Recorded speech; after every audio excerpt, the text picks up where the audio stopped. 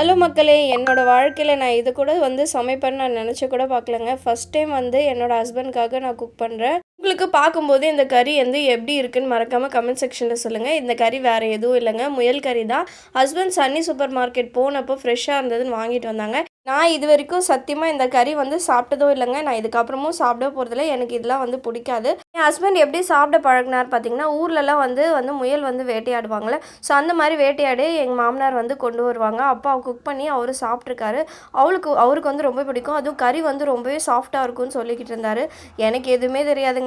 ஏதோ கடவுள் மேல பாரத்த போட்டுட்டு செய்வோன்னு ஆரம்பிச்சுட்டேன் நானு.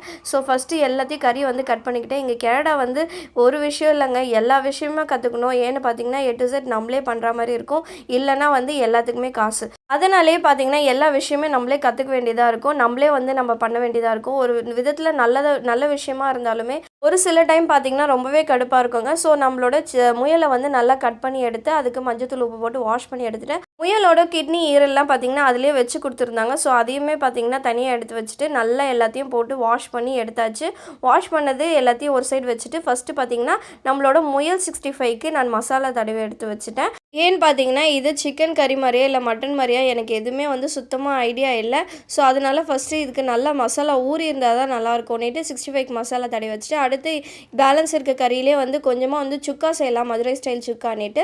ஸோ அதுக்கான சுக்காவுக்கு மசாலாலாம் வச்சு, நான் அதுவுமே தேவையான தண்ணி ஊத்தி, நான் தட்டு போட்டு மூடி ஒரு சைடு அடுப்பில வச்சுட்டு, இன்னொரு சைடு நம்மளோட முயல் கறி குழம்பும் சூப்பரா ரெடி ஆயிடுச்சு. இந்த முயல் கறிக்கு ஒரு விஷயம் என்னன்னு பார்த்தீங்கன்னா, கவுச்சி வாடை தான் வரக்கூடாது. அது வரைக்கும் எனக்கு கவுச்சி வாடை எதுவுமே வரல. அடுத்து பார்த்தீங்கன்னா, நம்மள மதுரை ஸ்டைல்ல முயல் கறி சுக்கா சூப்பரா ரெடி ஆயிடுச்சு பாருங்க. பார்க்கும்போது நம்மளுக்கு தெரியல ஒரு ஃபுட்டோட இது எப்படி வந்திருக்குன்னுட்டு. ஸோ பார்க்குற வரைக்கும் எனக்கு எல்லாமே நல்லா இருந்தது. பட் நான் சாப்பிடாதனால டேஸ்ட் பண்ண முடியல. ஹஸ்பண்டை நான் கூப்பிட்டு இந்த சுக்காவையும் இன்னொரு சைடு நம்மளோட முயல் கறி 65யும் பொரிக்க ஸ்டார்ட் பண்ணிட்டேன். அதையுமே பொரிச்சு எடுத்துட்டு 2த்தையும் டேஸ்ட் பண்ணி பார்க்க சொன்னேன். ஹஸ்பண்ட் சாப்பிட்டுட்டு ரொம்பவே நல்லா இருக்குன்னாரு. அவர் செம்ம ஹாப்பி ஆயிட்டாரு.